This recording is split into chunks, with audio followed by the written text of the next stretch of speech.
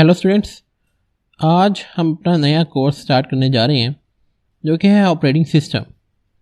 आज हम बात करेंगे इस कोर्स की आउटलाइन के बारे में कि वो कौन कौन से टॉपिक्स हैं, वो कौन कौन से पार्ट्स हैं जो हम इस टॉपिक के अंदर कवर करेंगे। हमने इस कोर्स को टोटल 8 पार्ट्स के अंदर डिवाइड किया है। तो वन बाय वन देखते हैं कि वो कौन कौन से पार्ट्स हैं जो आपके ऑपरेटिंग सिस्टम के इस कोर्स के अंदर हम पढ़ेंगे।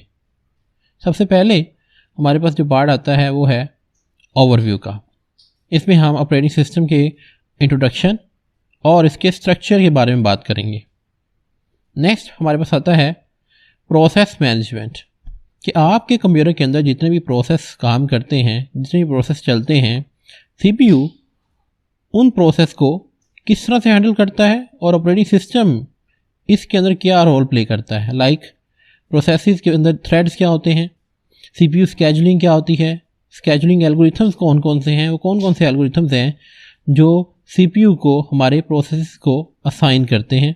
इसमें हमारे पास है शॉर्टेस्ट जो फर्स्ट है, राउंड रॉबिन का एल्गोरिथम आएगा, और भी कुछ एल्गोरिथम्स हम इसमें डिस्कस करेंगे। इसके अलावा डेडलॉक्स भी इसी पार्ट का हिस्सा है। पार्ट 3 में हम बात करेंगे मेमोरी मैनेजमेंट के बारे में, कि ऑपरेटिंग सिस्टम आपके कंप्यूटर की जो मेन मेमोरी होती है और जो वर्चुअल मेमोरी होती है उनको किस तरह से हैंडल करता है। पार्ट 4 में मेरे पास आएगा स्टोरेज मैनेजमेंट, कि आपके कंप्यूटर का जो सारा डाटा है वो आपके कंप्यूटर की मेमोरी में किस तरह से स्टोर किया जाता है। क्योंकि जो सारा डाटा स्टोर किया जाता है कंप्यूटर के अंदर, उसको स्टोर करने के लिए ऑपरेटिंग सिस्टम कुछ मेथड्स का इस्तेमाल करता है। वो कौन कौन से मेथड्स हैं वो हम इस पार्ट के अंदर डिस्कस करेंगे।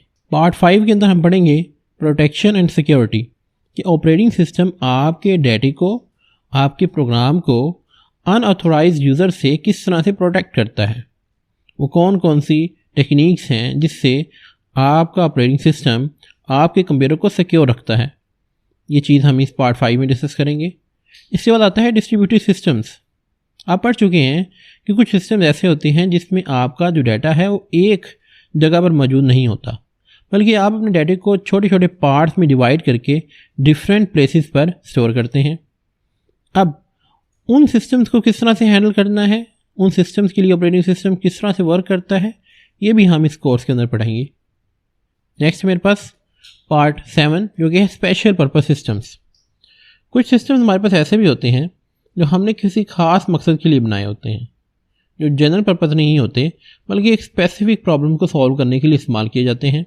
इसमें हमारे पास है रियल टाइम सिस्टम्स हैं, मल्टीमीडिया सिस्टम्स हैं। ये क्या होते हैं और ऑपरेटिंग सिस्टम इन सिस्टम्स के अंदर किस तरह से वर्क करता है वो भी हम बात करेंगे। लास्ट पार्ट है केस स्टडीज़ का। इसमें हम कुछ ऑपरेटिंग सिस्टम्स को डिस्कस करेंगे। लाइक लिनक्स सिस्टम है, हमारे पास एक विंडोज़ एक्सपी का सिस्टम काम करता था, और हिस्टोरिकल पर्सपेक्टिव से देखेंगे कि जो पुराने ऑपरेटिंग सिस्टम्स हम इस्तेमाल करते थे उनमें और जो नए ऑपरेटिंग सिस्टम हम इस्तेमाल करते हैं क्या डिफरेंस है। तो अगर आप इस कोर्स को पढ़ना चाहते हैं तो हमारे चैनल को सब्सक्राइब करना ना भूलें और बेल आइकन को प्रेस करें, ताकि आने वाले तमाम लेक्चर्स की जो वीडियोस हैं वो आपको वक्त पर मिल जाएं। Thank you so much. मिलते हैं फर्स्ट लेक्चर के साथ। अल्लाह हाफिज़।